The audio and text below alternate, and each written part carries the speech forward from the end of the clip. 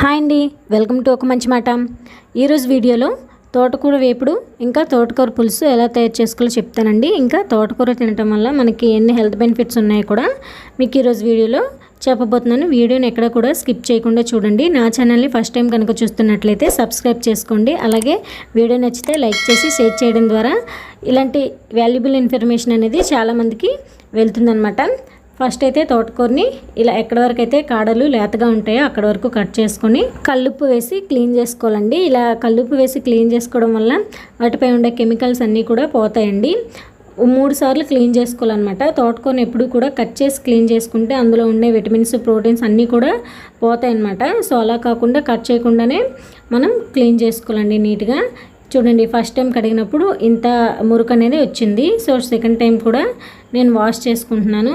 So ఇది కూడా వచ్చింది. నేను ఇలా 3 టైమ్స్ వాష్ చేసుకున్నాను అండి. వాష్ చేసుకున్న తర్వాత నీట్గా మనకి ఎంత చిన్నగా వీలైతే అంత చిన్నగా కట్ చేసుకోవాలి. నెక్స్ట్ వచ్చేసి తోటకూర మనం క్లీన్ చేసుకోకముందే ఇలా ఆకులపై చిన్న చిన్న మచ్చలు, హోల్స్ ఉండే ఆకుల్ని మనం తీసి పడేయాలండి.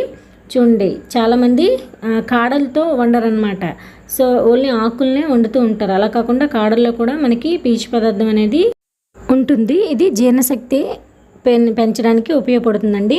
కాళ్ళు అనేవి ఇంత చిన్నగా కట్ చేసుకుంటే మనకి ఈజీగా ఫ్రై అయిపోతాయి అన్నమాట.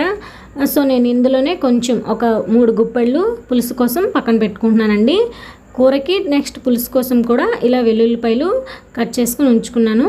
ఫస్ట్ అయితే కూర నేను నా స్టైల్లో వండుతున్నానండి. తోటకూరలో కార్బోహైడ్రేట్లు, ప్రోటీన్లు, కొవ్వులు, పీచు పదార్థం అన్నీ కూడా ఒక తోటకూరలోనే మనకి పుష్కలంగా లభిస్తాయి అన్నమాట. ఇంకా iron, calcium, magnesium, phosphorus, zinc, copper, manganese, selenium, తోటకూరలో గుండెకు మేలు చేసే సోడియం, పొటాషియం కూడా ఉంటాయండి. ఇంకా విటమిన్స్ విషయానికి వస్తే విటమిన్ ఏ, సి, డి, ఈ, కే, ఇంకా విటమిన్ B12, B6 వంటివన్నీ తోటకూరలోనే ఉంటాయండి. ఇప్పుడు వచ్చేసి నేను పులుసు కోసం ఇలా తాలింపు పెట్టుకున్నాను అనమాట. పులుసు కూడా చాలా ఈజీగా చేసుకోవచ్చండి. నేను ఒకవైపు కూర ఫ్రై చేస్తున్నాను, ఒకవైపు పులుసు పెట్టుకున్నాను అనమాట. ఇలా తోటకూర వేసుకున్న తర్వాత తాలింపు వేగిన తర్వాత పసుపు, ఉప్పు, కారం వేసుకుని బాగా కూరని బాగా వేగనివ్వాలన్నమాట.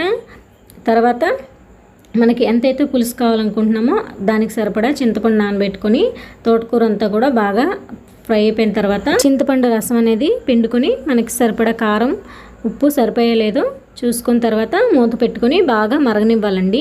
మనకి స్మెల్ అనేది మంచిగా వస్తుంది ఇది ఉడికేటప్పుడు. సో అప్పుడే మనకి అర్థమైపోతుంది ఇది బాగా మరిగిందని. ఈలోగా తోటకూర ఫ్రై ఎలా ఉందో చూసుకుందాం.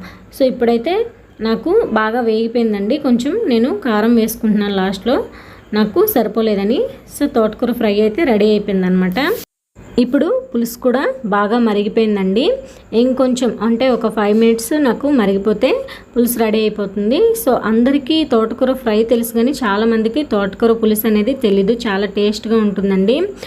ఒకసారి ట్రై చేసి చూడండి. ఇవేనండి తోటకూరలో ఉండే బెనిఫిట్స్. తప్పకుండా అందరూ తోటకూరని స్కిప్ చేయకుండా తినండి. అలాగే ఇలాంటి మరిన్ని ఇంట్రెస్టింగ్ వీడియోస్ కోసం నా ఛానల్ని లైక్ చేయండి, కామెంట్ చేయండి, షేర్ చేయండి, సబ్స్క్రైబ్ చేసుకుని పక్కన ఉన్న బెల్ ఐకాన్ని క్లిక్ చేయడం ద్వారా నేను చేసే ప్రతి వీడియో మీకు నోటిఫికేషన్ రూపంలో వస్తుంది.